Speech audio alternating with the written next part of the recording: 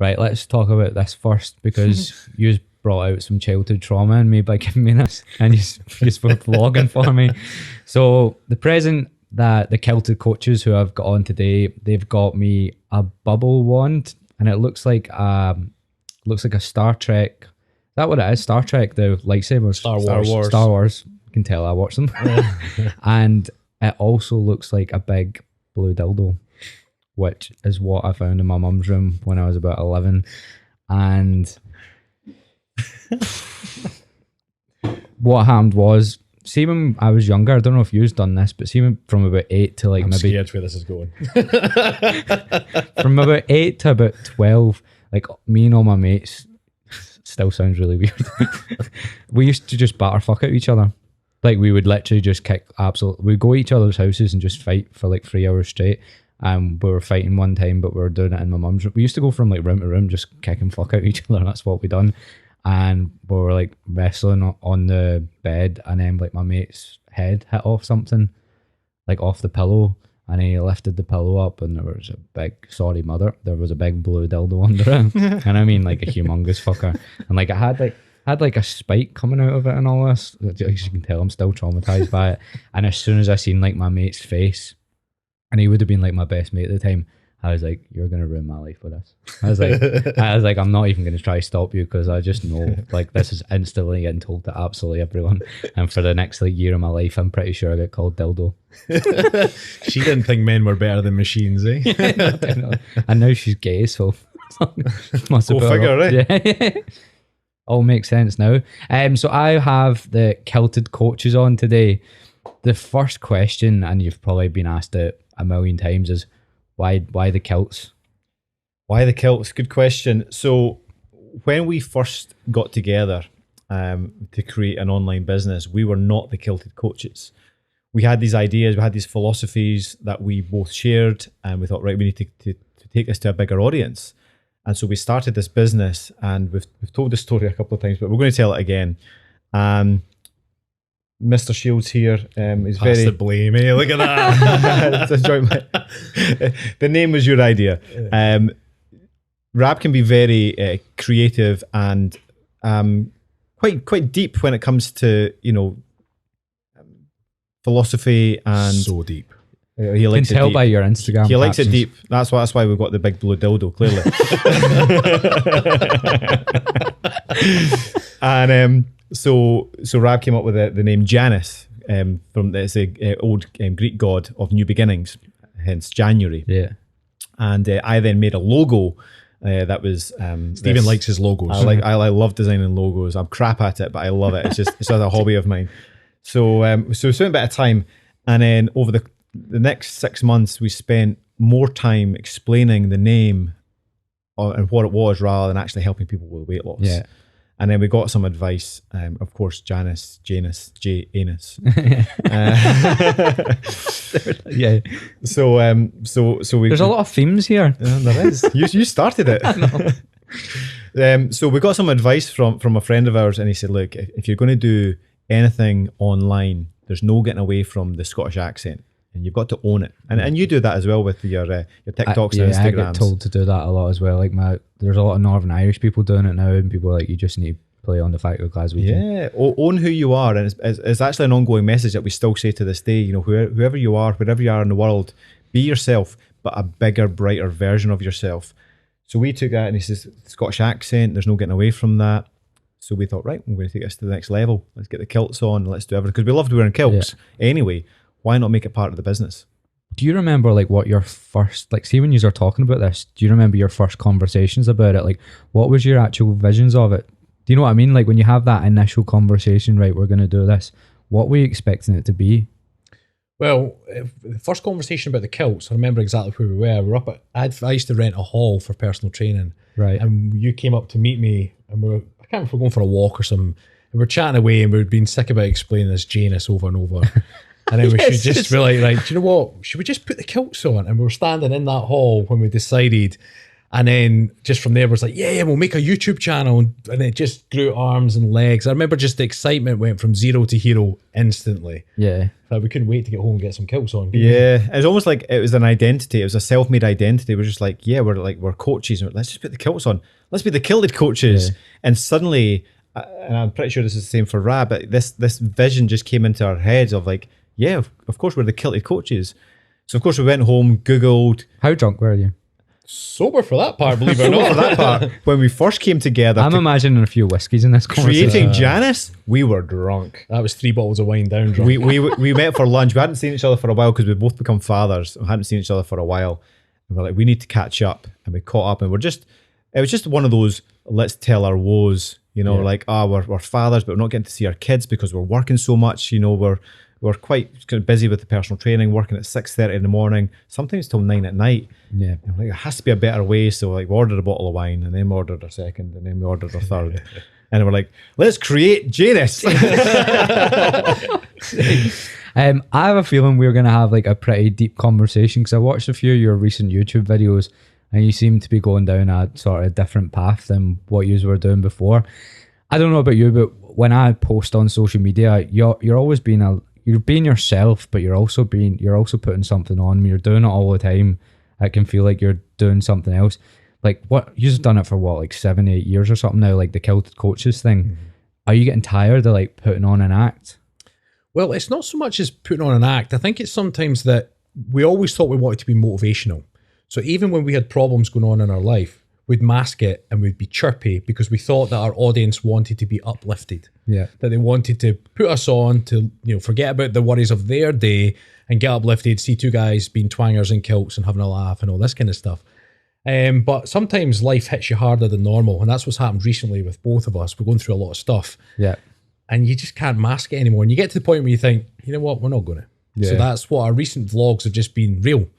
So as much as we've done the run around and the heather and lifting weights and having a laugh and getting drunk and doing whatever we were doing, and that was all real at the time, we probably had problems that were hiding in the background, whereas now we're just like, no, we're just if we're feeling down, we're down. If we're feeling up, we're feeling up. We're just showcasing it as it is. Because actually for a while there, we weren't making a lot of content because we were going through a tough time. Yeah. So it was either be honest and showcase how things are, or we probably wouldn't be making any content for a couple of weeks or a couple of months until everything blew over. Yeah. So.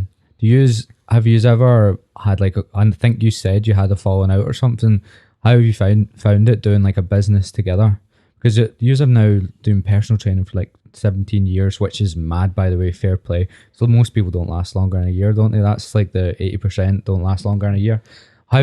What's the pros and cons to working with each other? I think right from the start, we've got a similar mindset when it comes to health and well-being, but we're both individual and I appreciate Rab's point of view and he appreciates mine. And it's not about being the same person, but it's about understanding each other. And that works for, 90% of the time. And every now and again, we will have a slight disagreement. And over the years, it's just been a case of, let's talk about this. And we've had this ongoing rule, unless we both agree on something, then it doesn't happen in the business. Mm-hmm. And we can just appreciate different points of view. And sometimes, Rab's the more sort of outgoing. He comes up with some random shit sometimes. And I'm like, yeah, sure, I'll go along with that. And sometimes I'll bring a little bit more structure to it. And just sort of, we work well together in that way. But yeah, when like recently we did have a fallout, and it's because we didn't see eye to eye on a few things. Or maybe not we didn't see eye to eye. We just weren't talking about the things that we were going through. Like what?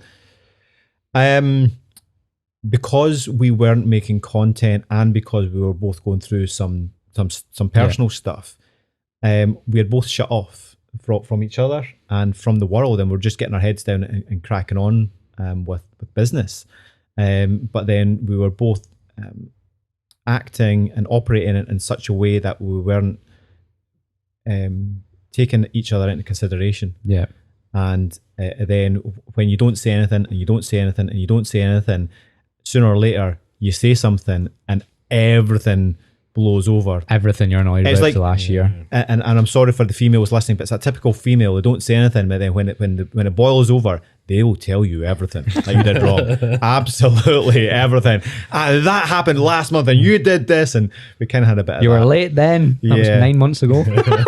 So we had a fallout, but it was the best thing for us, because what's actually happened now is I've been able to say, Rab, this is how I'm feeling, and this is what I'm going through, and Rab's going, yeah, I'm struggling, and here's what I'm going through, and it's so almost like brought us together, and that's still a bit of a journey in itself, sort of learning the deeper. This is really deep, right? No. learning the deeper parts of ourselves, you know. Oh yeah, another fucking. Yeah, no dildos were used in the making of this podcast. But no, we're sort of starting to learn those deeper aspects of ourselves, because a lot of our friendship was fun. It was going for the whiskeys, going for the beer. Let's. It was a bro relationship. And what's happened recently is actually us going, actually, mate, I'm struggling right now, and I don't have it all figured out, and I'm fucking scared. Yeah. And then it's like, yeah, me too. Let's talk. And that's been quite rewarding, I would say. I think one of the key things that we've done over the years, and then it's more to light now, is you don't always have to be right. You just have to find out what works. You know, a lot of the times we've both got ideas, or we don't think this will work or that work, but then there's always to and froing. It's like, okay, right. And there's things that that might not work, but I'll go along with it anyway. And it works because we both make it work in some shape or form. Whereas if you're always just trying to be right, it becomes very egotistical. This is the way. And then I guess that's why businesses fall apart in partnerships, because if two people are trying to be right in their own mindset, then it doesn't work. Yeah. So sometimes there's got to be a bit of to and fro. And, there's times where if you're unsure, but you go along with it because you trust your buddy, and vice versa.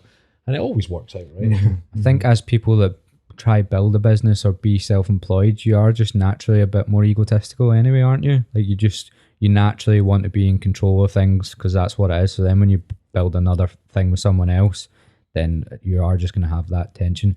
Do you just find that you lean on each other now? So basically right now, I'm fully self-employed, like as in just by myself, but I've got like a best mate. We're going to do like co-coaching, but still separate businesses, but like do Zoom calls and stuff together, because everyone kind of knows both of us.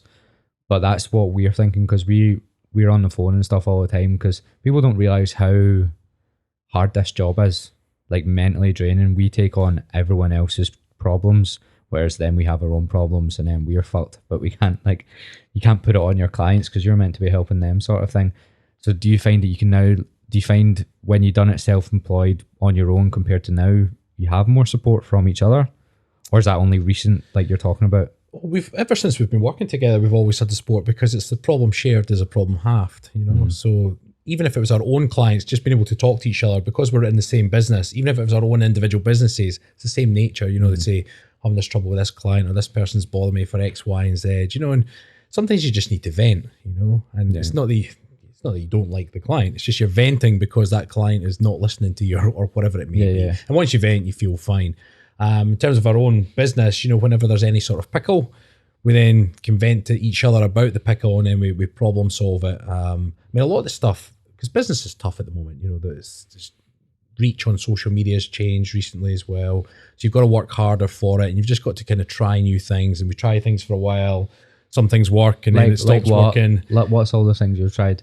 We changed our types of style of videos for a while. Started doing reels. Apparently reels are really popular, so we've started doing some reels, and we've upped our engagement. That's definitely helping. Like making sure we're responding to everything, all that kind of thing. Whereas for a while there, we were swamped with comments and messages that we just couldn't get to them all. We were victims of our own success for a wee while. When things were going really, really well, it was hard to keep up with the comments. I don't and think interactions. People that are watching this will know just how well you have done, just because you're on YouTube and Facebook, and my audience will be Instagram and TikTok. So you have like fucking 500,000 on Facebook or something, isn't it? Like 80,000 on YouTube, which is huge compared to like Instagram and stuff. And then you get a blue tick as well. A blue tick. Sorry, I got a funny story about that. Did you pay for it? We'll tell you that after. We'll tell you that after. But what I was going to say, yeah. So we found it difficult to keep up with the demand, and we want to be ourselves. So if somebody comments on a video or a post, it's only polite they're saying, oh, this inspired me to do this.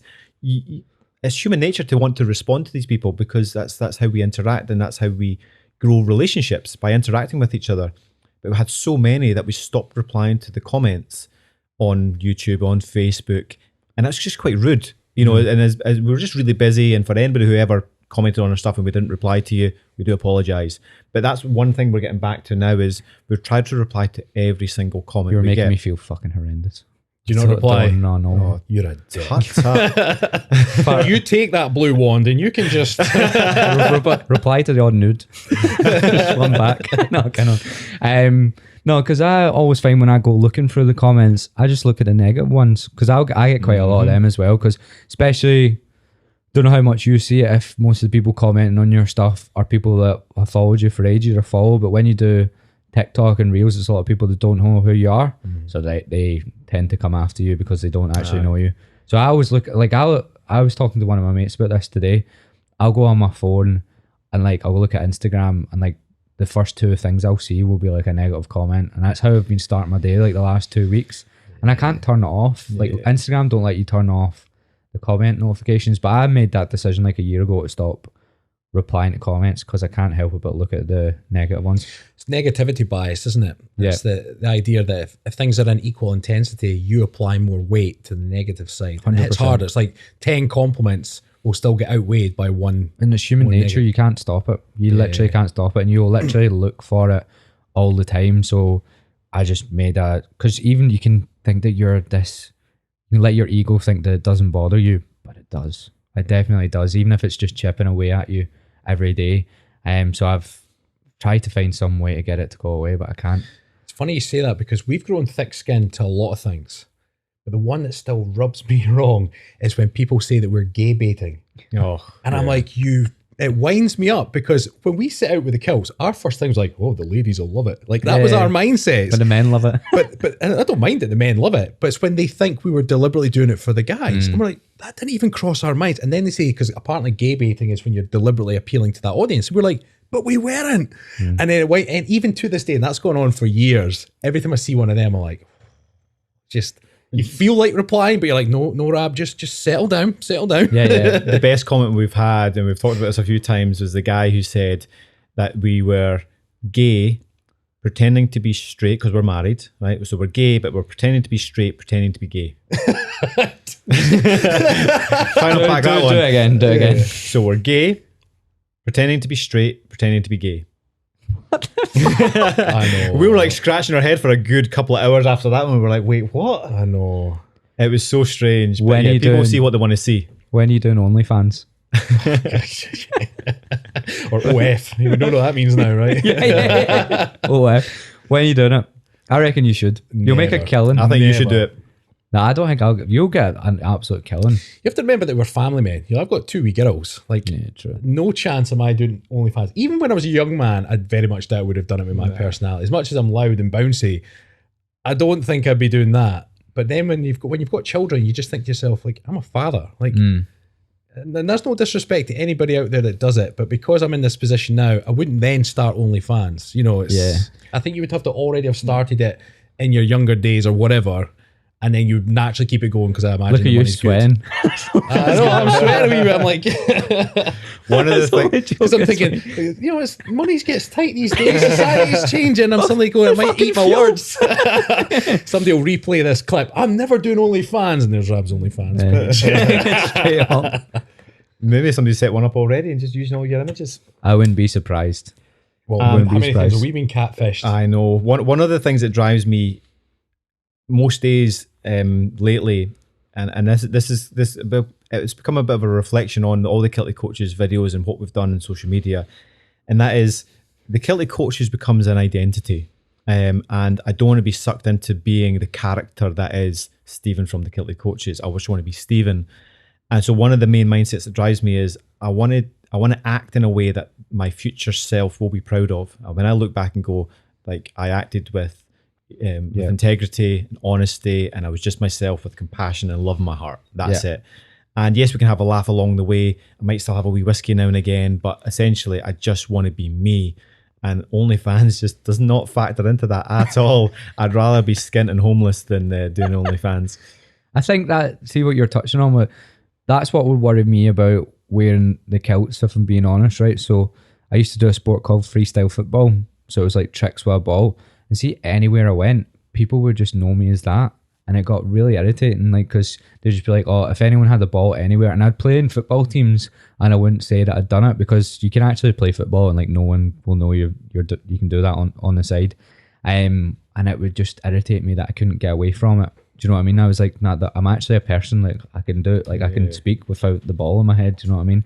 So when I stopped doing that, I went through a really rough time trying to figure out who the fuck I actually was, because I always had, and I didn't mean to identify for it, but you can't not do it. So like, have you ever, because when I was watching some of your videos, the recent ones, it seems as if you want to really portray who you individually are as well now. Have you had any struggles with that over the years, like your identity being fully through the kilts? I've been okay, because I'm usually who I am on camera is who I am. Like what you see is what you get. The only thing recently is like I've then just been showcasing the lows. That's the only real difference. But because for me the kilt's just a garment, it's not like I don't really. We put it on. We know we're having fun, but nothing really changes for me when I put the kilt on. So I haven't noticed too much there. But for me, my personality's changed over the past 2 years. Being a bit of a in what way?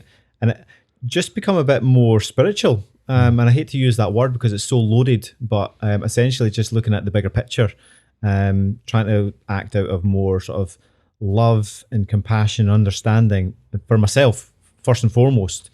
And what I realize is I'm a bit of a I'm quite empathic, you know, and I'll absorb the energy and buy into the energy of the people I'm surrounded with. And Rabs is very, you know, high energy, extroverted, and what I'm very thankful for is Rab allows me to express that side of me, because it is a side of me, but it's not everything. And therefore, when I was Kilted Coaches and making videos, I would then just go along with whatever Rab was doing.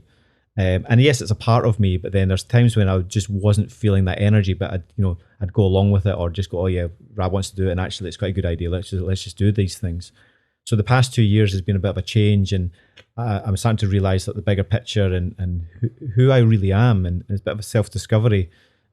So I think that's probably been challenging for the past 2 years, is just trying to get that balance back and making sure that we're in our authenticity in the videos, because for the first 5 years it was very much like high energy, and it was great, and I wasn't not being me, because it is a side of me, but I was never really showcasing that full me, and that more spiritual side, when I do want to talk about meditation in a bigger way. I want to talk about my breath work and my cold therapy, and I want to talk about the energy that I feel, the connection with different people, and just looking at the sort of the bigger picture, but also the deeper picture.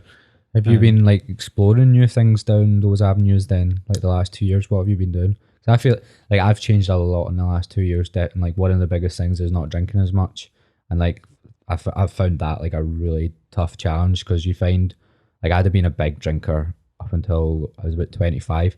I think at 25 your hangovers change as well. It's like a switch, like you actually just get 10 times more hungover. But I just stopped really wanting to go out, stopped wanting to sort of drink, and your mates have to change. And I've found that so difficult, trying to find new people that just aren't into that. Like, so what have you been trying? Have you been doing meditation and stuff all on your own, or are these avenues that have opened up other friendships?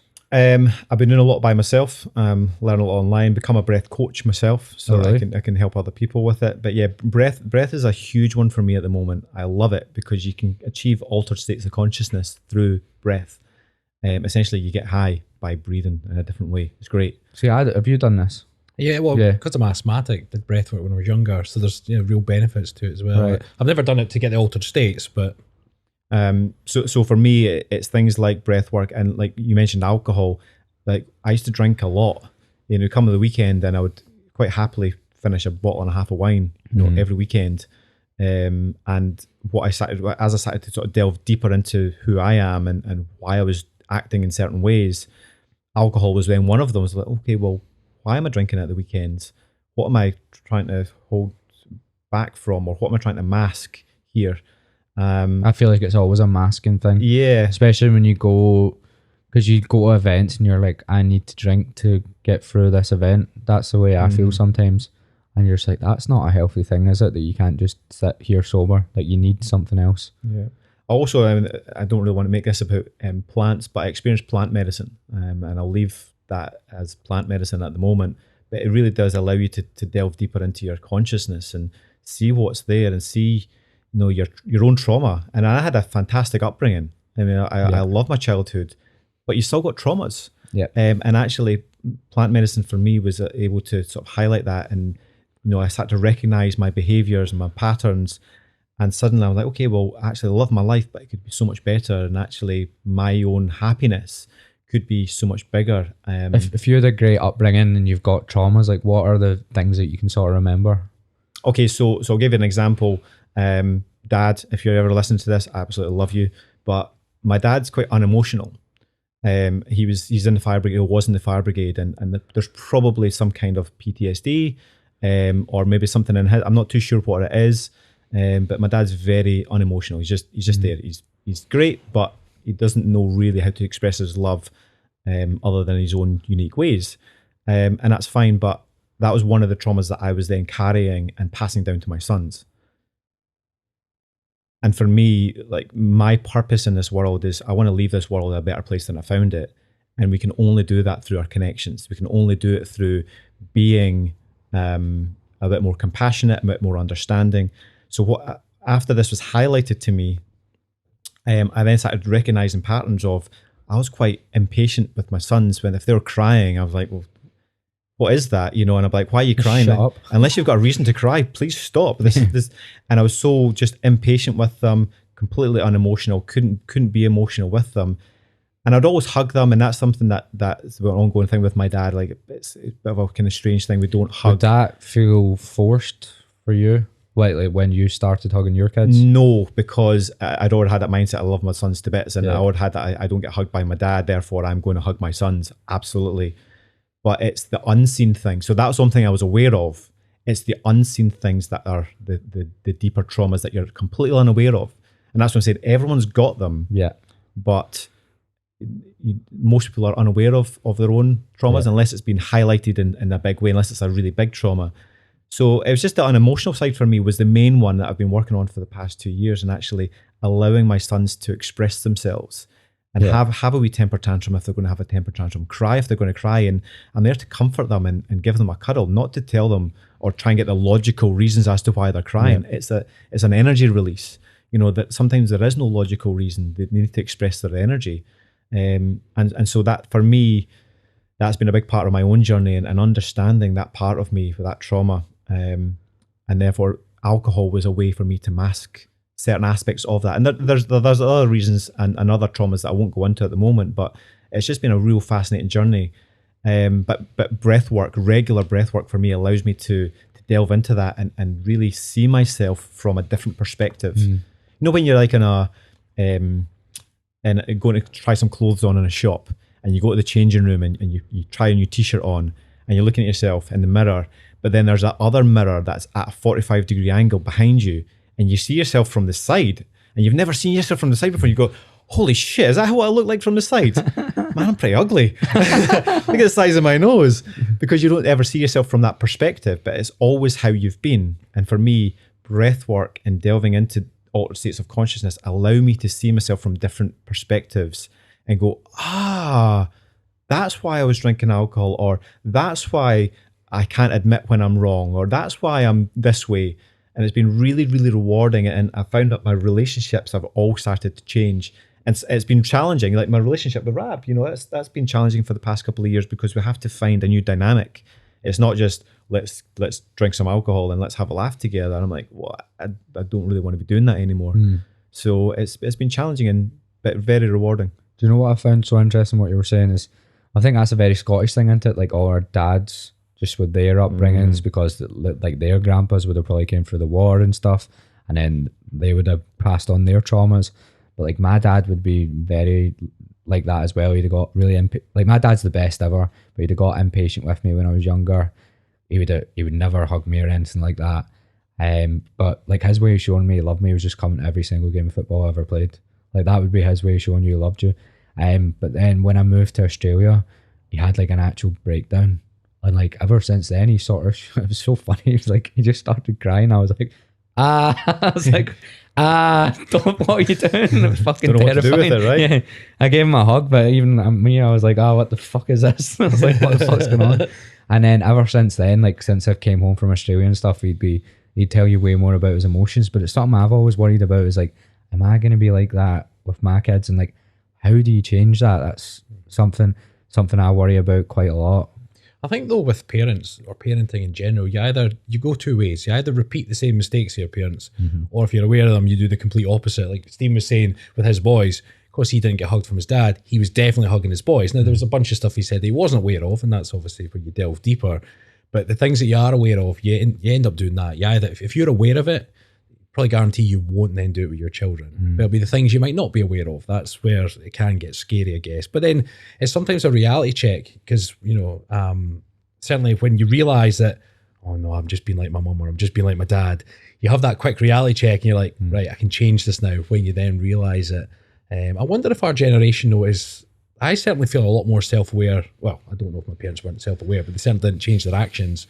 But I've been adapting as I go along. I'd like to think I'm self-aware, and Stephen's definitely self-aware. And people I speak to, they're all aware of what they compare their parenting skills now to their upbringing. Yeah, I wonder if the generation above done that. I'm not sure. Yeah, or maybe they did it in their heads and just didn't. I don't know. Because we're all talking about it now. That's how we all know, isn't it? You've got so in the circles that I'm sort of in at the moment with this sort of spiritualness of my journey. There is the Great Awakening that everyone's talking about. More and more people are becoming awake to the fears that they've been placed on them, and whether it's just traumas from your childhood or sometimes it's the mainstream media. There's so much fear in today's society that it just keeps people quiet and you just get on with stuff, and it's all about survival and being safe.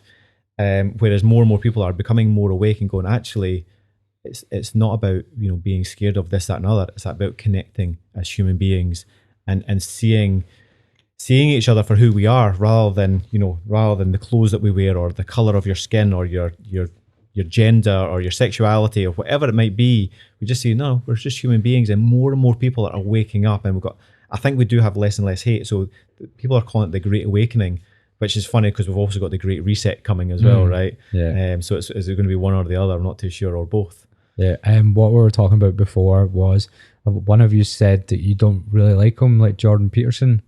But was it you that said that? We both. Well, I was talking about Jordan Peterson, how I liked him in the beginning, but recently I've kind of gone off him. So Jordan Peterson's one of my favourite topics. Like I love talking about him and Andrew Tate. But obviously you do Andrew Tate, so you can put it on TikTok and just get a wee bit of clickbait, don't you? Just have a little rant about him, you can get a few people following you. So what is it that's changed about Jordan Peterson that you don't like? Well, when I first saw Jordan Peterson's videos, he was Canadian, and he reminded me of my uncle who took his life years ago. Right. And he was Canadian. Well, he was Scottish, but he lived in Canada. But the way that he would break down arguments, my uncle was very intelligent, and he always used to stay calm, much like Jordan Peterson did in the early days. So when Jordan Peterson would be asked a difficult question, he would take a moment to think, and he'd answer calm, cool, and collected. He would honestly take like 5 seconds sometimes, wouldn't he? He'd like take a deep breath. He would really take his time, and he'd give a calm, cool, and collected answer. And I always thought, man, that's... And then he just had a nice way about how he approached each question, and you thought, wow, good for him.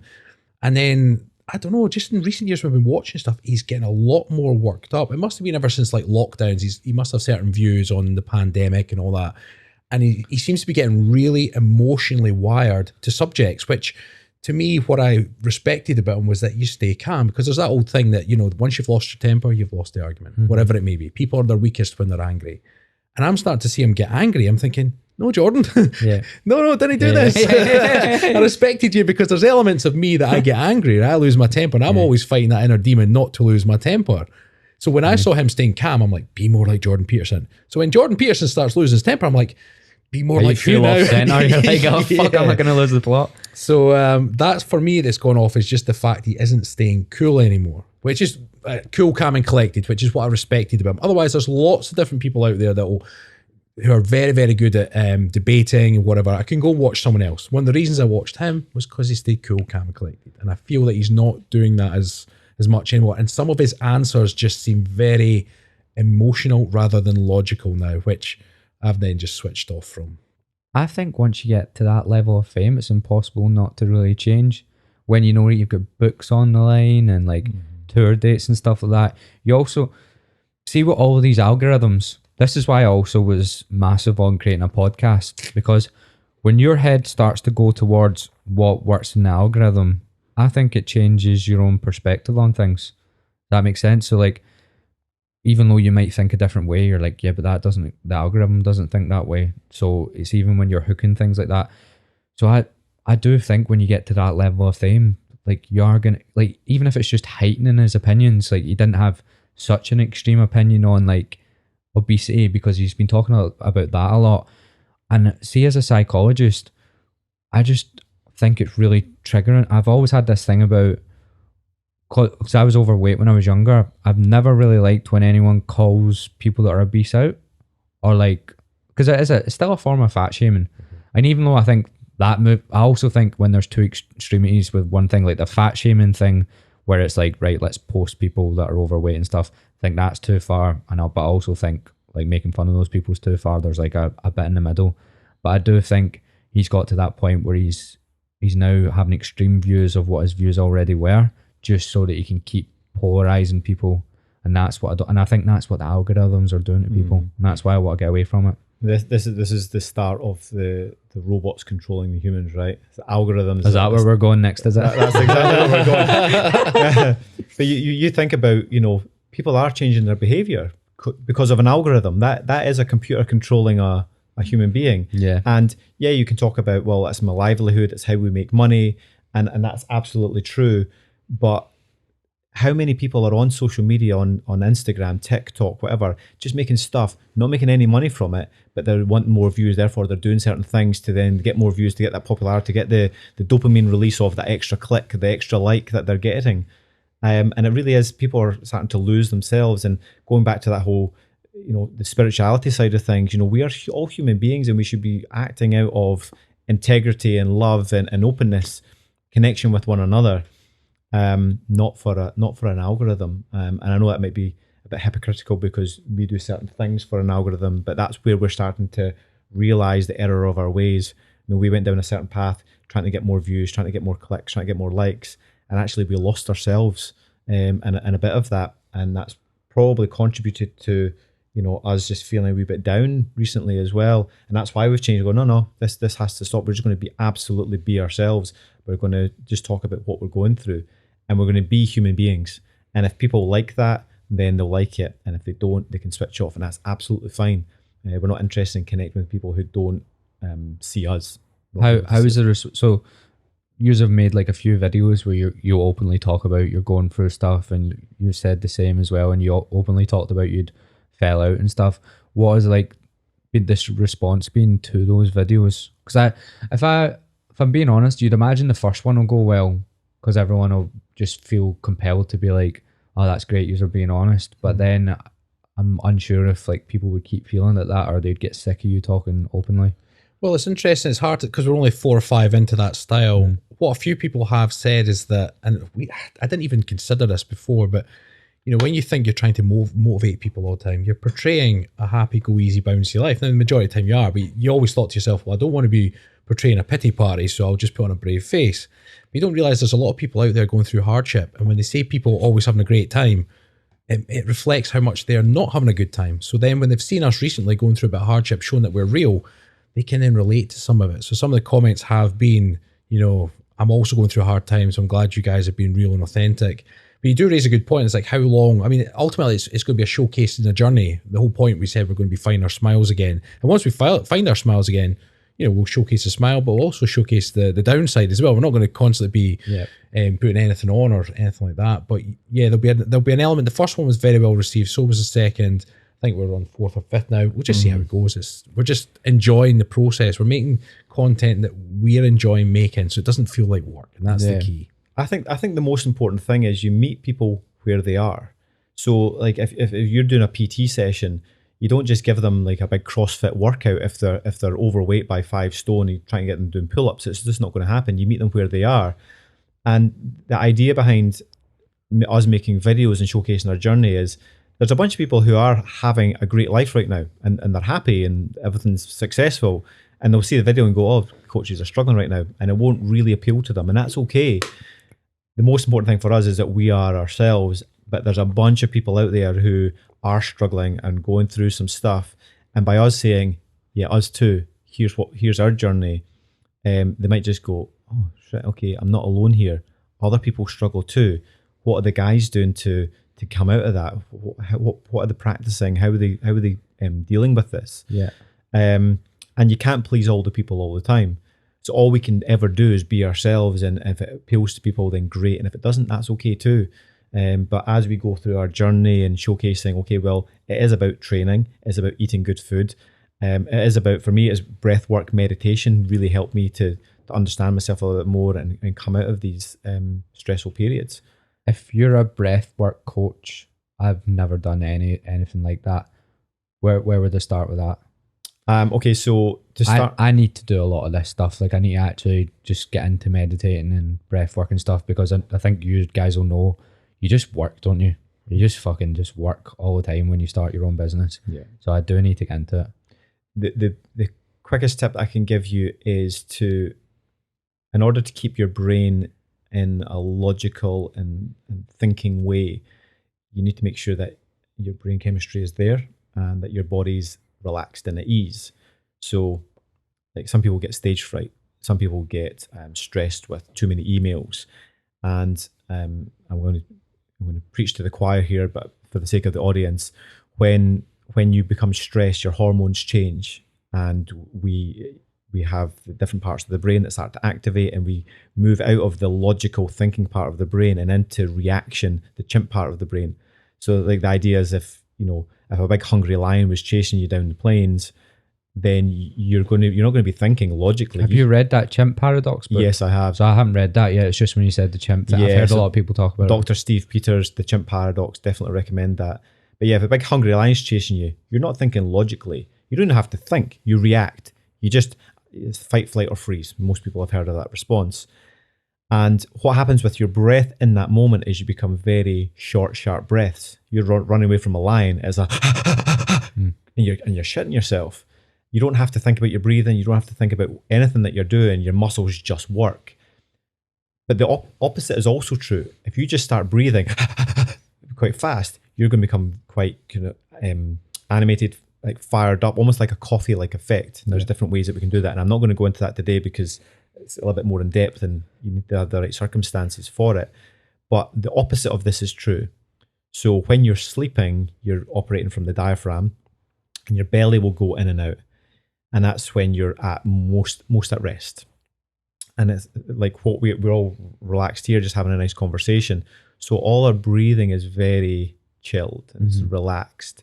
So I feel chilled out just listening to him. So if you feel a little bit stressed, if you think, oh crap, I've got too many emails, or I'm late for that appointment, or some guy's walking down the street and he's drunk and I think he's going to try and beat me up here, and you start to get stressed and you can't think properly, or you even get stage fright, maybe doing a podcast, then you can start to control your breathing. You can start to then do extended exhales is the best way I can explain that. So I would say normally a 1-to-2 ratio.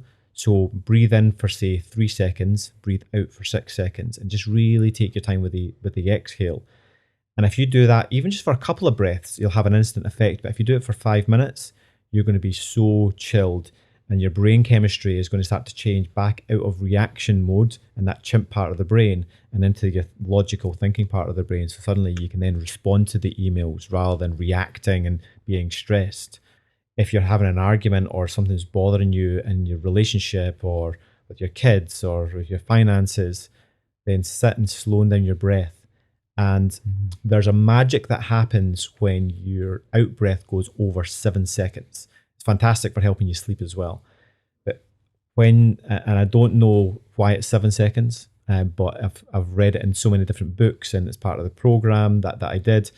But when you breathe out for 7 seconds, it just completely changes your body's chemistry, puts you into a very relaxed state, and you find yourself more logical. You can think clearer. You know exactly what you're trying to say. So I normally recommend in for 3 seconds, out for 7 seconds, if you can do that, and just do it on a regular basis. So would you do that as a routine, or would you also use it in a state where you're stressed, like before you're doing something? Would you just do that? Yeah, exactly. So I would say do it when if you feel stressed and if you've got the time to breathe. You know, if they're hungry before you go on a date. Yeah, exactly. But if you are stressed about like a date or an interview or something like that, slow breathing will put your body into a state of calm and relaxation, and it will change the blood flow from that chimp part of the brain into the neocortex, and you can think clearer. It definitely does work. But if there's a big hungry lion chasing you, or that drunk guy is actually beating you up, then calm breath's not going to help. Yeah. You actually do want the fight or flight response so that you can run away or you can fight back.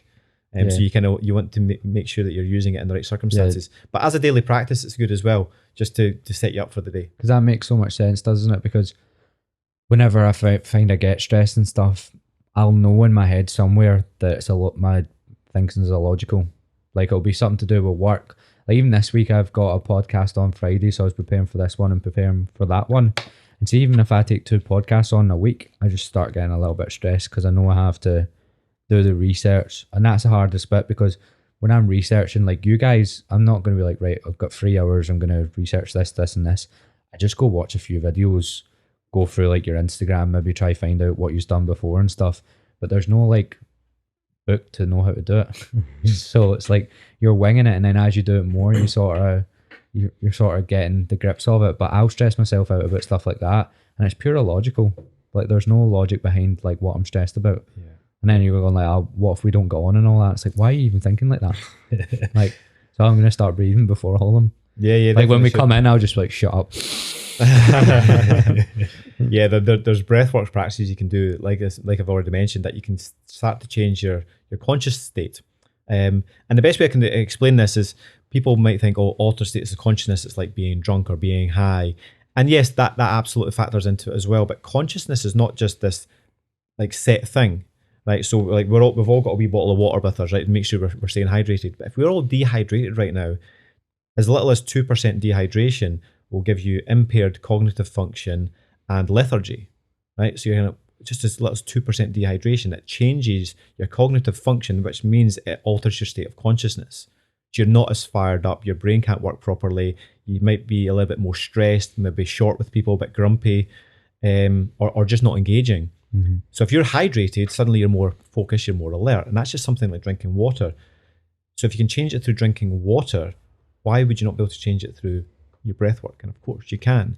So you can then start to play around with it, and it becomes really, really fun and interesting. And I love playing around with my breath. It becomes really challenging, and it's really uncomfortable sometimes. But then when you get through it, you're like, oh man, this is why it's so worth it, because you've got such clear thoughts and you're so much peace. Like I'll do it. Most of the time I'll do sat upright, but every now and again I'll do it lying down, so I can just completely relax my body and go through this breath work, and I'll just zone out and have this really deep meditation, and I can philosophize about my whole life in that moment, and it's great. Yeah, I don't know if that's. I don't want to philosophize about my full life. Bring up some traumas. You're going back to the dildo scenario, are we? Exactly. Traumatizing the life out of me. Do you know what I wanted to ask you? Because I've had quite a lot of coaches on and stuff, but you guys have probably been doing it the longest out of anyone. Like, what's the biggest thing that like triggers you from the start that maybe still does, or what do you find most difficult about the job? Because a lot of people haven't. I've listened to podcasts with PTs and stuff. I've not really heard. I will actually talk about the struggles of the job, because if you don't notice that, it gets a lot of people slag off their PT, or I might have a client come to me and go, "Oh, this coach done this with me." And see, when I first started, my reaction used to go, "Oh, what a stupid thing to do." And then now my reaction is, maybe they were having an off day, or maybe you've annoyed the fuck out of them for 3 weeks solids. Do you know what I mean? Like, so what do you think you have struggled with? In terms of what triggers us, or yeah, even with like clients, or what you have to do to keep up the business. Well, sometimes with clients, I think for me, it was always harder in the past when the client thinks they know best, right? And they've come to you for help, right? And they're telling you how they think, or what they think it should be, and you're trying not to be rude, but at the same time you're trying to point out. It tends to be if somebody's a doctor or something, or you're medically qualified, but they aren't nutritionally qualified, or or their information's out of date. And it's trying to say, okay, that's maybe the information from 1980, maybe 1990, but the latest research is, and you're trying to come across in such a way that you don't want to poo-poo their knowledge because you don't want to offend them, but at the same time, you need to stand your ground. And it's when you've told them to do things, and they go away and they come back like, oh no, I didn't do this because I know that's this. You're like, and then did you get your results? No. Do you not want to think about doing what I'm doing? And that kind of stuff. So I think for me, it's when they don't listen but think they know best. You get clients that don't listen, but then they'll hold their hands up and say, really, really sorry, Rab, but I just didn't do that. And you're like, okay, let's unpack that and try and solve that. And that's okay. You can work with it because everybody's human. But it's when they're so pig-headed with it, it's like, no, I'm not doing that because of this. And you're like, why are you coming to me for help then? Yeah, I had a client that was I was like going to take her on, but then I started speaking to her and she just went down rabbit holes, mate. Like basically what we were talking about before we started the podcast, when people can start getting into the wrong thing. And I think with fitness, there's like books that people can go down and then rabbit holes they can follow off of that. So like this woman she'd stopped drinking milk because she convinced herself something about milk. I can't remember what it was, but then she was completely off carbs, convinced sugar is like the devil and all that. And when they all start linking together. And I like at the start, I'd have been very much like, that's a load of shit or whatever. But I was like, all right, we can maybe work with that. And then the fourth thing came and I was like, fuck this. Like, that's hard enough. What are you going to eat? Yeah. Like literally, but it's hard to change someone that you can tell they're that indoctrinated by what they've watched. Yeah.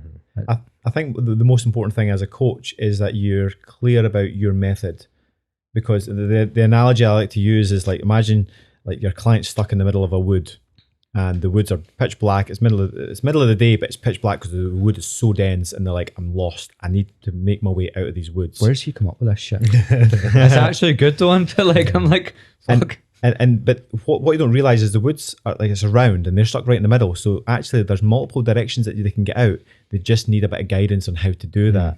So then you come up and you say, I know the way out these woods. It's this way. But if the way that you're taking them is filled with brambles and they're scared of brambles because they've been nipped in the past with the jaggies, then they'll go, oh no, I can't go that way. And that's okay, because you've showed them your method and this is the way I know. If you're scared of that, then that's fine. I can promise you it's okay, it's safe. But if you don't want to, that's okay. There's somebody else that can take you a different way.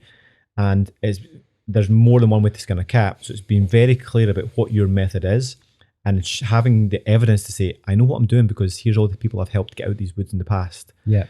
And where a lot of clients will go wrong is where they'll go, right, I believe you, let's get walking. But then as you're starting to go, they'll get advice from somebody else who's going to show them a different way. And they go, no, your PT's taking you the wrong direction. It's this way. And here's all the evidence to all the people that I've helped before. And they're not wrong. Yeah. Right? They're not wrong.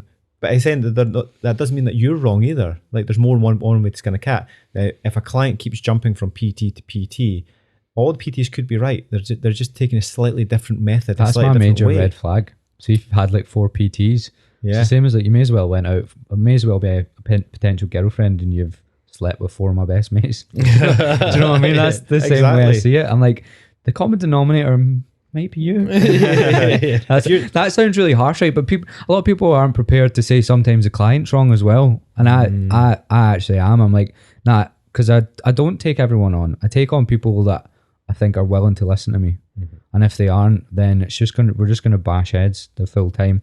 But I've got a lot stricter with that. Like the last year, I'm like, as soon as you say something that's like, I know we're gonna butt heads on it, I really try not to take them on, because it just gets. We want to help people. That's all we sort of want to do. What was I was gonna say? Fuck, my train of thought went. Since you started, what have you changed about your coaching style as well? Has there been stuff that you've done from the start that you were adamant on and now you've maybe changed your mind on, like a style of training or anything? I would say for me, probably a big change in the nutrition side of things. I think the training's pretty much been standard all the way through. We've got certain principles with the nutrition and the principles stand, but I like to gear people more towards intuitive eating. in order to have intuitive eating, you need to build up your intuition and understanding. Because if somebody's eating a lot of sugar and drinking a lot of alcohol, I remembered what was in my head. I had a great thing to go. I literally just threw you a random question that came in my head. But and you need to build up that intuition. And so we've got principles that help people build up their intuition, become more aware of their body and more aware of their energy. So then they can start to use their intuition and how to eat moving forward. And if we talk about protein, fats, carbohydrates, the whole shebang, but we don't want people to be following a plan. We want people to have their own plan and know exactly what they're eating. For me, I was having this conversation with someone as well. I think when you want to start your fitness journey, you'll have the people that appeal to you. And I think for literally every style of training, there is people that will appeal to you. Like, we'll probably have completely different audiences, but those people will love you, and the people that follow me will love me. But I think there's a lot of opinions on social media that, like, anyone doing polarizing content or anyone like sort of making fun of any other styles of training, that those people are putting people off exercise. But I think they're just giving you an avenue to something that might work for you. And I think that content actually works, because if I didn't listen to that sort of stuff when I was younger, I would still be doing like insanity and stuff, and that stuff wasn't for me. But then I would maybe hear someone say, that's a load of shit, try lifting, and that worked for me. I think that style of content actually does work. I don't know how you feel about that. I would agree. I think it's like you going into, maybe not the best analogy to use, but you go into a sweetie shop and there's all different types of sweeties, right? You go and you try and you see what works for you, see what kind of sweetie you really want. Some people like the fiery one, some people like the really sweet ones, some people like the fruity ones.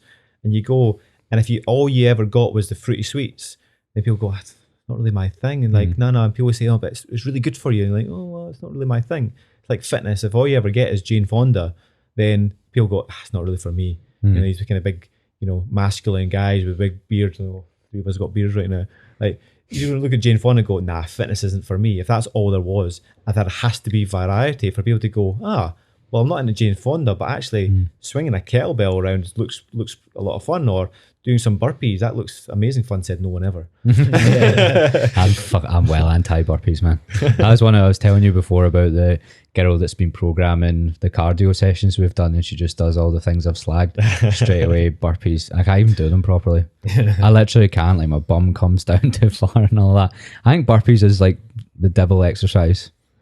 Like, such a good exercise though. I mean, it's so effective. That's why people hate it, right? It's always done as a punishment as well. It's like if you want to get your body warm very, very quickly. Yeah. And get some my calories thing is burned. just, I don't know how much you watch on TikTok, but there's a lot of these fat burning workouts where it'll be like, oh, you can burn 1,000 calories in like an hour, and it will involve like 10 rounds of burpees and all this.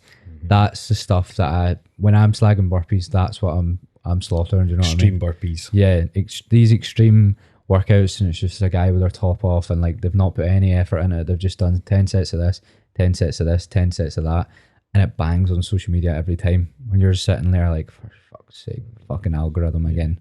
Fuck. Creativity is just non-existent. You're like, just do burpees. Yeah, and then the next video they'll just switch the exercises around and then throw it up again, oil himself up, get himself oil. That's the thing I can't stand. There's so many questions so when I'm talking about me and my mate Michael want to start a business, we've been trying to look for people that do something similar. What was the styles of content you made at the start? Because what you have to do these days is every time social media changes, you need to change with it. So what were you doing at the start? What worked, and then what have you had to change? Because I'm not going to be funny. 7 years doing this is actually quite a long time, and then to still keep going. So you must know a lot, and you must have like philosophies in what you're doing. Well, in the beginning, we just made a plan. We were going to release one video a week. Then we came up with this other plan of doing porridge videos with a bit of fun in it. So right off the bat, we were doing 2 videos a week. So in the early days, it was all about being consistent, having release dates. We said, right, 2 videos a week, and away we went. And that was that. The content at the time, we were just making stuff that we enjoyed and we found funny in the early days. Did anyone else? Well, it took us a year to get our first 100 subscribers. 9 months. 9 months. Yeah, to be exact, 9 months. Yeah. 9 months to get 100 subscribers, and then it was brutal. It was brutal. Our content changed slightly as we went on, because you'd make a video and then it would get a lot of hits. And I thought, okay, that. What was the first video that worked? What was the first one? Let's see. I can't. I mean, it was just a very gradual process, wasn't Yeah. it? We did a video called "How to Get Great Glutes," and this is it was a great video for us. It got over 1 million views, 1.2 million. Right. It doesn't exist It anymore. doesn't exist anymore. Why? Because it got red flagged. Because our beer bombs were in it. We went through all the crap that you see on TikTok and you don't have Instagram these days. OnlyFans. No, well, because once upon a time we did a charity event for Scotland's Air Ambulance, and we wore our kilts every day and night for a full month. And then the very last day, we're like, "How are we gonna finish this off?" We thought, I know, we'll whip the kilts off, turn away from camera, whip the kilt off, and walk away from camera. Right, just two Scotsmen bearing their ass. That was that, and we did it, and it did well. So then we thought, Was that the thumbnail? We called it a bum nail. Bum nail. So then off the back of that, we started doing that occasionally. And for Great Glutes had that bum finish and it went crazy. Yeah. But then the knock-on effect of that was there was a delayed response to that. But YouTube, because there'd been complaints and there's a lot of hate out there for the gay community, and they thought we were a couple.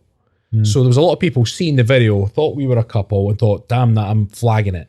And YouTube were really slow at getting around with all the flags, and eventually it got demonetized. And then it was like all the dominoes, it just, all the cards fell, because every one of our videos that was even similar, demonetized. And we got blackballed, blackballed for showing our asses, because then all of a sudden YouTube stopped recommending us. So our subscribers were growing by about 1,000 a week. It was just like Once upon a time, constantly going up, and then we got to the 75,000, and that's when everything got demonetized and it stopped. And that was a big wake-up call for us as well, because as much as we were having fun, like a Scotsman to show his ass is not really a big deal. It's like, yeah, so what? Okay, we all do it. But Every time we're drunk. But YouTube have different ideas, and the people are like, oh, you know, you're gay baiting, you're doing this, that, and other. Like, if my Scotsman get my ass out, I mean, they did it on Braveheart and nobody questioned it. It was a bit of fun. It's all right for Mel Gibson. It's not all right for Stephen and Rab. So yeah, and our subscriber just stopped climbing. When did that happen with the YouTube? That was, I think it was way back 2018.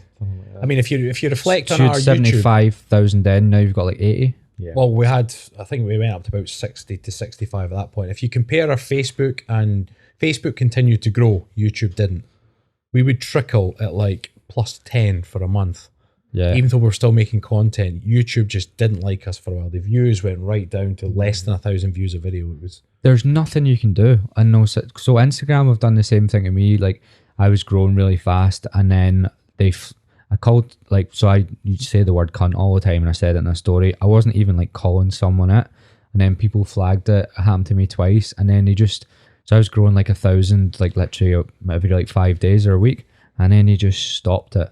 And then ever since then, I've been trickling along, and like, you put so much effort in it, and they've got no appreciation for this is a business, and you're literally just like stopping me. Yeah. And you put all the effort into it. So what were you doing to? Because that would fuck me over, like, for at least like a month in your head, because you're making all the effort to make the YouTube videos, and it's not worth the effort. Yeah, lucky for us, we also had the Facebook going. By that point, we had Instagram sort of starting to build up as well. So you just put your emotion elsewhere. You know, if you put your emotion into a company like Instagram or YouTube, it's a faceless business as well. Like YouTube especially, completely faceless. You can't just email them to say, look, what's going on. They make it really, really hard for you to contact them. It's just like they're a business themselves, and it's like what you were saying before about, you know, when you get these comments and you just go, I can't deal with listening to comments. YouTube are going to be exactly the same. You're like, nah, I don't want to hear complaints. but what we will say though is that one of the things we did was we ended up getting rid of all those videos, and it took about a year, and then it was like we came out of jail, and then we YouTube jail, and then when we then created a couple more videos, we got a bit more traction again. We made the Viking mindset and the Ultimate Scottish Workout. We started to get traction again, so we knew we were out of jail. We just then had to start making content that was going to allow us to grow again. But yeah, it was frustrating for a very, very long time. That's what I'm trying to do with Instagram. I think I'm in Instagram jail, or they'll let me put my hand through the bars or something, because I'm only getting a little bit. Do you know what I mean? So I'm trying not to piss them off, but it just means you dial down your content loads as well, and then you start overthinking: is it actually just the content, or am I still like? Because Instagram refused to say that they shadow ban anyone, but they definitely do. And I don't think mine's isn't that way now because it's starting to like build up a little bit again. But I'm just so scared in case they say something again because I never even done anything wrong. One of my videos got flagged for nudity and I was wearing a jacket in it. I didn't talk about anything sexual. Flagged for nudity, and then straight away stops you. That's why I'm worried about ever doing, because you guys have apps and stuff. You've got your coaching business where you actually coach people, and then you've got little things that are memberships and stuff. If you ever went to the point where you weren't coaching anyone and that was your main business, and then your social media done that, you're fucked. Like there's a lot of creators out there who have been fucked in the past. They know the Hodge twins. Do you ever follow them? I think they're doing okay now, but for a while they were on YouTube and they were doing it exceedingly well, and that was their source of revenue as much as they were coaching as well. And then just got absolutely hammered for their swearing just because they said the F word. Well, I'm fucked then. We all are, right? But yeah, if you rely on another business for your business, then you need to be looking at the bigger picture. You need to diversify your income streams. So what I tried to do is, so TikTok done it to me at the start. They started banning me. Then I lost access to my account because it was linked to my Australian number and I couldn't get it back for like 5 months. But I could still log in my computer and upload. So then I tried to get all of them over Instagram. Then I started growing Instagram, and then that's happening. And now I'm going to try grow the podcast. But I've always got an email list as well, and that's like my last backup. Like I've got like a few, like I've maybe 15,000 on an email list. But that's what you need to do. You need to have like 5 different things. And then it's very stressful trying to, do you guys, because I heard you were saying that you guys do everything. Yeah. Do you have you hired anyone? We've got a membership manager, Sharna, who's amazing. She was the silver lining from our 2021, right? We had a shitty year last year. In what way? We invested in a new website. The company didn't fulfill the needs of the contract, shall we say? Yeah, it was, and we spent a lot of money. We spent 30 grand, and there were 6 months behind. It caused us a lot of problems. We won't obviously can't name names, but it was terrible. It was awful. So we got half 30 grand. We got half our money grand back because we cancelled the contract, but essentially we couldn't get all our money back, so we got half it back. And we lost out because at the time we did set intakes for new members coming in. It meant that it rolled over 2 intakes, so our business couldn't operate, and we lost a lot of customers because of the mess that they'd made of it. The new website. So they signed up and you didn't really have anything. Well, they signed up and the website didn't work. We also then hired a sales team because we were busy filming for Secret Body for BBC. We're like, we can't do this intake by ourselves because normally we just do everything. If somebody's interested in working with us, you get us, and we go through the sales process. We chat to you about the membership, everything. But then because we're filming for Secret Body, we're like, we literally can't. So when we hired a sales team in to come in and actually speak to anybody who's interested, to tell them about it, and this lady essentially sold us this package. Which so again, did she approach you? No, it was a recommendation from a friend of mine who kind of knew her through something else. You still mates? Yeah. Actually, she's a really good friend. But she then brought in her sales team, which actually wasn't. It was Sharna and this other lady who was doing something. She was just not doing the work. She was doing bits of it. Yeah. And then we could see we're part of a group chat, and I could see that Sharna was doing all the work. And I was like, Sharna's a trooper and she's lovely. And then eventually Sharna was starting to lose the plot because they were writing messages, and on your notifications you could see the message, but then they were deleting what they'd said because basically Sharna lost the plot with this person to say, you're not doing anything here. And it was a show. So we made some sales, and the majority of them came from Sharna, and she worked like a trooper. She's amazing. So essentially we kept her on, and now she's our membership manager for any sort of technical stuff and everything else. But other than Sharna, we do everything ourselves. What did you do for all the people that like lost the money, or were you able to even know who they were and stuff and contact them at all? Yeah, we tried. Not lost the money, but like you can. You know when somebody becomes a bit disillusioned by a person or a service, though. Yeah. You know when you join something and then a bunch of stuff happens. People buy from emotion, not logic. Yeah. So as much as we can say, oh, we've got a better website now, we've got a better system, we've got the app, you can come get it. Their emotions are already gone. We've already lost them. Mm-hmm. Have you ever heard of that? It's the Pepsi Cola argument. they did a blind test. Which one of these do you prefer? And there's like just a cup of Coke. There's a Coke and a Pepsi. And it was something like 80% of people, I can't remember the exact number, but it's something like 80% of people preferred Pepsi. And then they said, "Look, thanks for taking part in our study. As a thank you, we can give you a bottle to take away with you. What would you like, Pepsi or cola?" And they went, "Oh, can I have the cola?" Like, "But you just said you preferred the Pepsi." No, but I want the cola. Because people buy from emotion rather than logic. Right. And cola have just got the market monopoly on emotion. They know how to brand better. They've just got it all from Santa Claus and all the way through. So people buy from emotion rather than logic, and we just lost people's emotion, unfortunately, when that period came. What did you do to get over it? We just got our head down. It's been a slow grind. Just fine tuning things, adding value to our membership. That's the main thing. We added a bunch of new features. We listened to the members that we still had, the things that they wanted, and made some tweaks, improved communication. That was the main thing. Like actual access to you guys. Yeah, I mean, they already had access to us, but just a better communication, and we added in some extra features and whatnot. So the members that stayed with us then were really happy. They got all this added benefit, and then the new ones coming in will never know any different because they didn't know. We did actually reach out to the people that had tried what was meant to be the new website. We tried to offer them a free portion to come back, but it's that old thing, isn't it? It's where, like, somebody's reached out, they've said, "I need help." And like, these are the guys that are going to help me, and they get on board and they're all excited to start their journey, and the minute again they get technical issue after technical issue, and then they just think these are not the guys to save me, and then they move on. As Stephen's saying, they move on and they'll find somewhere else, or the absolute worst case scenario is they think it's hopeless and just give up completely, which is, I'd like to think that's not what I'd like to think they moved on to another trainer and found success. I could sleep at night knowing that. But I think that's something as well that I've seen a lot of people grow really fast in the last few years, like PT wise. You guys had a long time like on the floor and stuff, didn't you? Like actually teaching people one-to-one. I see a lot of people jumping onto these like apps and like maybe like membership things and all that really early. And I think it just sounds like the ideal thing to do, doesn't it? It's like, oh, I grow an audience, then I get all of them on and I don't actually have to really coach them. But it looks like there's a lot of stress on running something like that. That's a whole other kettle of fish compared to coaching people. You found that as well? I think you've got to be very clear about like what your job is. As much as we do everything, we make our own videos, we do all the editing, we take photos. Do you do like all the thumbnails, everything? Everything. Yeah, we do everything.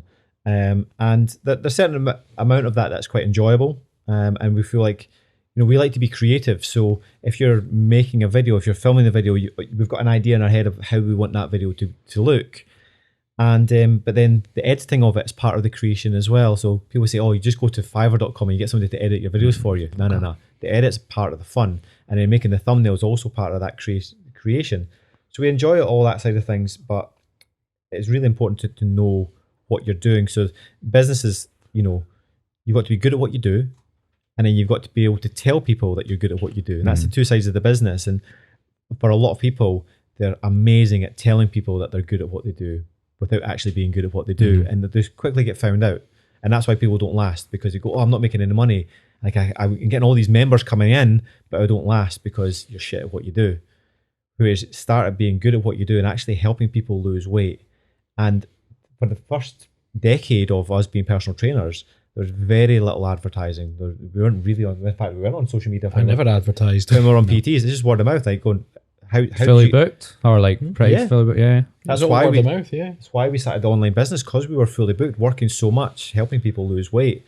And like, there has to be another way that we can do this to a bigger audience to save us working from 6:30 till 9 p.m. And that's why we created the online business. But it's then, okay, well, you're good at what you do. Now start talking about you're good at what you do. And then at some point, you're then talking more and advertising more than your actual skill level. And at which case then, okay, well, upgrade your skill level, go and do another program, go and learn from somebody else and delve into another area that will help you improve. Go get coached yourself and stuff, maybe do a different style of training, get coached by someone else. Exactly. Like so then those two sides of the business will then kind of, one will go up, the other one will go up, the other one will go up. And as long as you keep improving both sides of that equation, whereas nowadays with social media, more and more people just shout into the high heavens about, I'm a weight loss expert and I can do this, that and the other. And they can't. Yeah. So it's also their people skills. Because we grafted one-to-one for so many years, you come across all walks of life. You know, you get the people. And that's the stuff I love about it. Me and you were talking about, we still do one-on-one. Yeah. And it's like part of what we do. Yeah, because you get the read the body language, you meet different personalities. Everybody is different, and you don't always gel with, you know, the way that definitely you know, you and I might get on might be different the way that you and Stephen get on, and so on and so forth. So you learn along the way how to adapt and still deliver a good session by doing your time. You know, you meet lots of different people. It's just a numbers game. People that race to get the online stuff. Now again, the online stuff, you've then not got that body language read. You've not got that kind of time to get to know them. You're then putting out to the masses. So you lose that kind of valuable kind of grafting time. And that's when you start to see the gap between the ones that have, you know, I think the saying's cut your cloth or whatever it is, you know, they've done their time compared to the ones that have just raced to get up to what they think is fashionable or looks trendy online. And I think an element of that is that anybody that is doing one-to-one personal training, the people around them will be saying, you have to get online. So there'll be a lot of pressure there as well. Whereas if a lot of them just say, no, they can maybe build up slowly online, but really spend time getting to know and, you know, honing their craft, getting really, really good. Because it is, you can know your stuff, but you've got to be able to work with people. And that's the key thing about personal training or coaching. You've got to work with people, and everybody's different. And that's the key there, I think. And you actually do get to learn about, some people have similar traits, don't you? And you actually start, I don't think it's a thing you think about. You subconsciously know how to respond, don't you? Like over time, like you definitely get better at that. And you do, it's not a natural like, oh, I need to have this approach with this person. It's just like instinct, isn't it? And you can't teach it. You need to just go, you just need to do it. The other thing as well is different cultures. I mean, we noticed it when we then started working with more people from the US. It's just different. Different countries then have a slightly different approach, you know, from what we've worked with in person. And then when you're working from people from different countries or you know, people from across Europe or something a little bit more direct. I haven't cracked people from America. I've had a few American clients and it just hasn't worked. A lot of Americans really take offense to that C word that you used earlier. Yeah, That's what we definitely. realised. We will say, you know, we'll swear, we'll say fuck, shit, all this, and the minute we say that C word, people go, Yeah. you said that C word like that. So I'm switching off. I'm like, I said fuck like a bunch of times. What is it about that word that you don't like? If anything, I don't want those people though. Like, I genuinely say it just so that I find people that don't like that word don't like me. yeah. Like I just still say it. But then going back to that analogy of the woods, right? You've got your way of getting people out the woods. Yeah. You're clearly good at what you do. And if you say you know, the C word, then so what? People either get you or they don't. You go, right, actually, I'm going to follow you because you clearly know the way out and you've helped a bunch of people before. Yeah. And other people go, yeah, I would go that way, but I don't like that C word. And I go, oh, fine. Yeah. Fine. There's plenty of other guys that can help you along the way. So you were also, before we came on, we were talking about you had to change the style of your content because a lot of people just wanted to see you with your little clothes as possible on wee kilt and just in your tops. So you were getting a lot of people that maybe wanted to pay you for feet pics as well, weren't you? What did you do to your content so that it was attracting people that wanted to literally get trained? Because I know your name's Kilted Coaches, but some people would literally just be like, oh, there's two guys that I fancy with a kilt. Yeah. To be honest, we still get a lot of followers who just want to look at us in our kilts. And that's fine to a certain extent. But what we just started to do was making content that we are proud of and not for the algorithm. And that really is as simple as that. You know, a lot of the content that we made before, let's take our kilt off and let's do this and let's do that. It was for the algorithm. In fact, we had a piss take video. And it was called "Give Them What They Want, Slip in What They Need."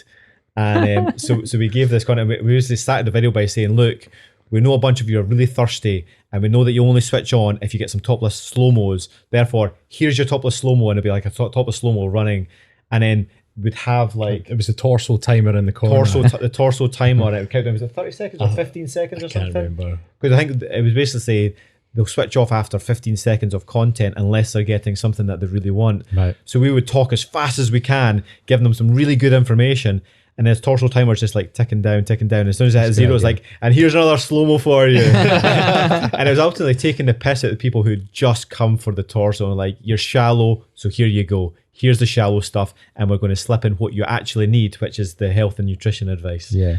It's really Still quite hard. like that video actually. Yeah, it sounds good. I need to watch it. It's really hard to make that change, though, isn't it? Because you see your followers going up and you see your engagement going up, and you're like, yeah, but it's not helping my business. But you're like, but it's helping this, and this is helping the followers, is helping your ego at the same time, isn't it? So it's really hard to make that change. Well, we made that change. It was a couple of years ago when we first got the TV work, and that's when we got rid of all the anything that showed the bums. We called it wiping our bums. We got rid of all that. Now we're quite proud because when we create content now, even there is the topless slow-mos here and there, but the people that are choosing to follow us now is because of what we're now offering in terms of, we're talking about weight loss, we're talking about the exercise more often, we're talking about value and coaching. You're really talking mindset. about the mindset stuff as well, which is good. I'd seen you talking a lot about fat loss, not just being like losing fat. There's much more to it and stuff, which is what I preach a lot as well. Yeah, 100%.